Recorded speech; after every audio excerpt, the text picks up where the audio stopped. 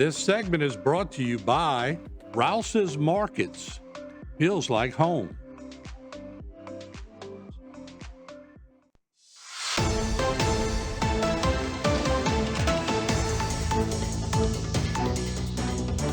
Hello and welcome to this edition of Bayou Time. I'm your host, Keith Weissite, licensed clinical social worker with Terrebonne Home Care. Very glad you're joining us. However you may be joining us, we appreciate it very, very much. You know, this time in the spring when we get some updates sometimes about rising water, want to get an update from Executive Director of St. Mary Levee District, Tim Mott. Tim, thanks for joining us today. Glad to be here, Keith. All right, we appreciate it. So I know that we were kind of expected. I know it was telling us a little bit about some of these floodwaters. Tell us what we know so far. Okay, well, the good news is the prediction for the height of the floodwaters here in Morgan City have been reduced.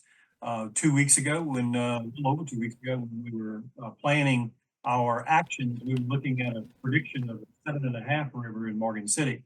And as you can see from the graphic, the current update is that we should reach a 6.5 elevation here in Morgan City. And we're knocking on that door. We're basically right under that level now. Right, right.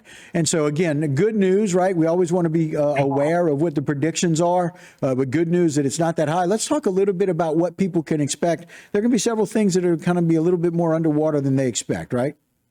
Well, I think what you'll see here in Morgan City is along the riverfront, everything at 6 and above, we start to have some impacts. Right. Here in the city, there's been a couple of floodgates along the flood wall that have been closed. Right. So that, they kind of prevents flooding within the city. And then the more significant action that we as the levee district had to take based on that 7.5 foot prediction, we had to close the Bayou chain. And we did that. We closed that floodgate, the large floodgate, back on April the 14th, I believe was the date. And so we've been basically blocking floodwaters for the backwater areas that include St. Mary, Terrebonne, Assumption, Lower St. Martin, Lafourche, and even up to Iberville Parish. It's been providing some protection for all of those areas. Yeah, and it's one of those things that I don't think people always realize that this is something you guys do every day. Right. And when we get these ideas, when this information comes about these predictions, you guys have been mitigating this floodwater for 2.5 weeks now. That's correct. Yeah. And I think that's the important thing right now. If you go out to the gate, you had the picture of it up just a minute ago. The difference in the water level between the protected side and the unprotected side is about 1.5 feet. What that means is you would have approximately 1.5 feet higher elevation of waters in all of the protected areas. So along our lakefront, for example, right now the water may be at a 1.25, and we would be maybe at 2 3/4, or maybe 2.5 or 2 3/4. Right. We would have other mitigating factors to take into consideration there. So far, knock on wood, the structure. Yeah, and so again, very, very exciting that you guys are doing all the hard work that you do, really trying to figure out what to do. And I know being able to speak with parish officials, being able to speak with the different levee districts, this is, again, something y'all have a whole team being able to gather information and figure out what to do. And closing these gates, closing these locks makes a huge difference for not only the immediate area, but like you mentioned, all of these areas subsequent downflow, right? That's correct. And it's the predictions of course, the rising river, but it also involves local rainfall in the Midwest. All of that comes into play. We monitor the gauges for myself personally. I look at Cairo, Illinois.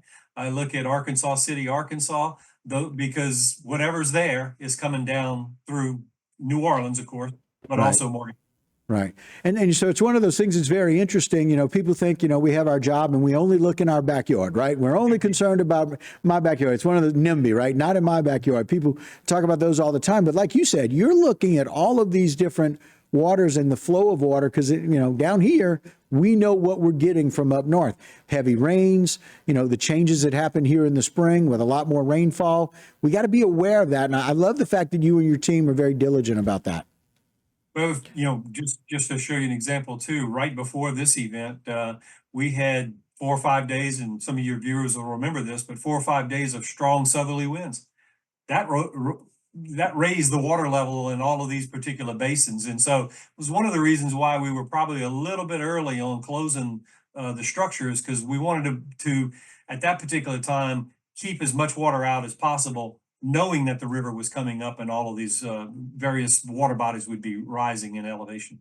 Is there anything we want the public to know about any of the waterways? Anything that people need to be aware of or know additionally than what we've shared so far? No, I don't think so. I think the next question, now that we see when the crest is, which is this week, the next question will be, hey, when will you be able to open this?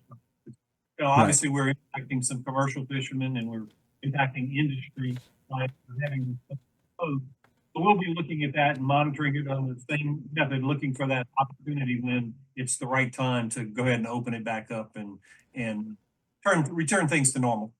Yeah, and again, like you said, a lot of environmental factors. We look at the water that's coming down. We look at southerly winds. We look at rainfall. All of those things really will come into play about when it is time to open those gates. I love the fact that you work so very closely with parish government and really being able to determine what to do, when to do it, and how to do it. And so we're very thankful for your time and certainly very thankful that you guys are overseeing those things. We appreciate you joining us. Happy to be here. All right, very good. And again, that was Tim Mott, Executive Director of St. Mary Levee District. As we look at one of those gates that are closed, we're going to get those opened as soon as we can as we help mitigate the water that's in the area from St. Mary moving down south. All right, guys, that'll do it for this particular segment, but don't go anywhere. A whole lot more right here on Bayou Time when we continue. This segment was brought to you by Alford and Associates for all of your insurance needs.